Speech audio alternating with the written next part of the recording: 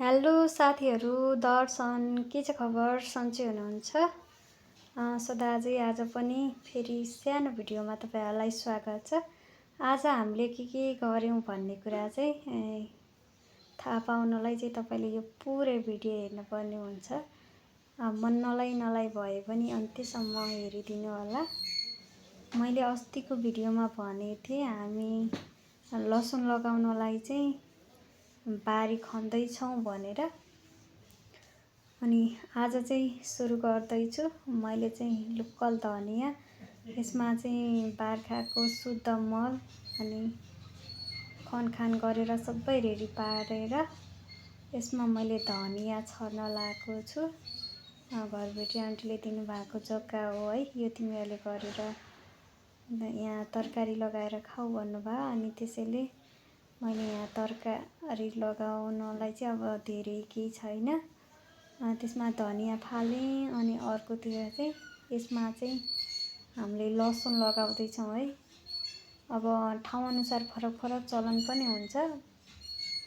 यस्तै आलु लगाए जस्तो पनि गरिन्छ, कसैले यत्तिकै बारीमा पनि डोब्छन् है।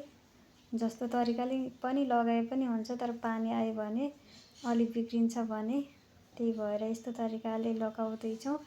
सुर्खेतको गर्मी साथीहरू त्यत्तिकै छ है। गर्मीलाई छल्दै भए पनि हामी लसुन लगाउँदैछौँ। के छ कस्तो छ तपाईँकोतिर? अब दसैँ सकिसक्यो के अरे। अब तिहार आउन पनि धेरै दिन बाँकी छैन। के कस्तो छ? देउसी भैलो खेल्न लाग्नु भयो कि नै गाउँघर गएको मान्छेहरू? सुनाउनुहोस् तपाईँको के छ खबर? तपाईँको खबर सुनाउनलाई चाहिँ कमेन्ट गर्नुपर्ने हुन्छ। के गर्ने है, हाम्रो त यस्तै हो, सुर्खेतमा बसाइ छ। गर्मी पनि अरू ठाउँमा फेरि पानी आएर कतै बाढीले डुबान परेको छ, कतै पहिरो गएको छ। सुर्खेतमा चाहिँ दसैँ पछि चाहिँ पानी परेको छैन। अस्ति एक दिन मात्र आएको, 1 घन्टा जति, त्यसपछि पानी परेको छैन।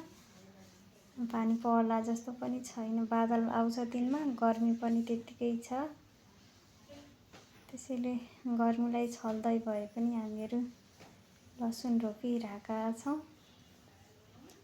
अनि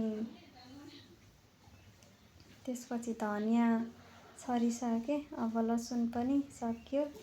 अनि यो कागहरू धेरै छ कि साथीहरू, काग पनि भन्छ, कौवा पनि भन्छ। त्यसले नखाओस् भन्नलाई यो घाँस माथिले तोडेको, त्यो भएर अरू सबै काम दिनमा गरिसकेका थियौँ भने यो भाजी पनि भन्छ हाम्रोतिर, अनि रायो पनि भन्छ। अब ठाउँ अनुसार नाम पनि चेन्ज हुन्छ।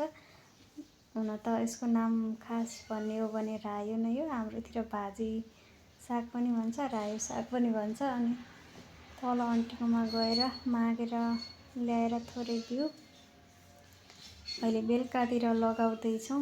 यसमा मुला पनि लगाउने भन्ने भएको छ। थोरै सबै लगाइराखौँ न, भयो भने सबै खान मिठो हुन्छ नि त।